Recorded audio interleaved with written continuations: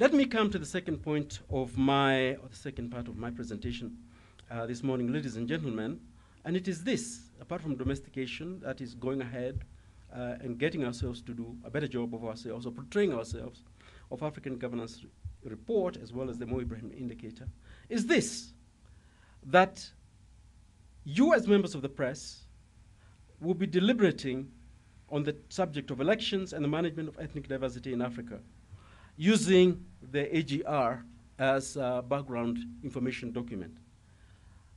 I've had some very positive remarks about the Kenya Constitution, and I share them. But I also take great exception to some of the contents of this Constitution which will drag this country into problems. There is nothing which is so good, so utterly good, and so unalloyed as a human artifact, which is 100% right.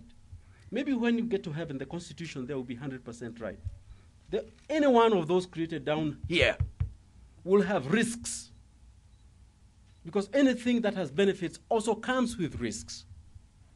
And I think the greatest risks in this Constitution have to do with the electoral, not management, because I think, as the Honorable Hussein has said, it's going to be, Honorable Hassan has said, I think you're going to go over that hurdle. It is the electoral process and the electoral machinery. We have gone for a zero-sum, winner-take-all system, zero-sum game, which Mr. Ernest Chuma, the RR, mentioned, and complicated it further by going into a run-off system of the kind you see in Francophone countries. It's basically a product of the French 1958 Constitution that de Gaulle brought in there. It's the one that played earlier in the year in Guinea. You've seen it in action in Cote d'Ivoire, if you've been following, Niger. And even now, as they are going into the parliamentary elections in Guinea, Conakry, you see shifts in ethnic politics which are worrying. Why do I say this? Management of ethnic diversity in Africa has been handled, first of all, by people who are learned, including some professors, and mishandled particularly badly by the press, because they don't see ethnicity as a phenomenon that waxes and wanes, that comes and goes, and that is variable depending on the situation you're talking about. Just to put this point very succinctly and in summary, I think every one of us has a lot of ethnic identities they carry.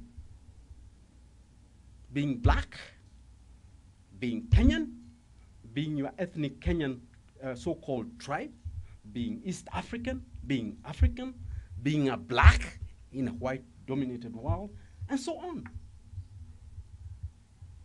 What identity you invoke at a particular situation will depend on the questions and the motives and the divisive issues that arise at this particular time. What is more, ethnicity is not an issue of all time. I taught these kind of issues at the universities here and abroad for years, and I find that students have a hard time accepting it. And that's because most of them tend also to be very heavily invested in their own identities. But if you look at a book I always ask my students to read, William Arthur Lewis was a Nobelist in economics in 1978, but he was a man who really loved Africa and served the Nkrumah government as an advisor in the 50s. Out of his own frustration, he wrote a little book. It's really a business plan, 120 pages left, called Politics in West Africa. He is an economist, and he's delivering the point in thoroughly clear language that Africans should not deride this problem of so-called tribalism and tribal identities they have. Rather, they should look at how badly they've handled it.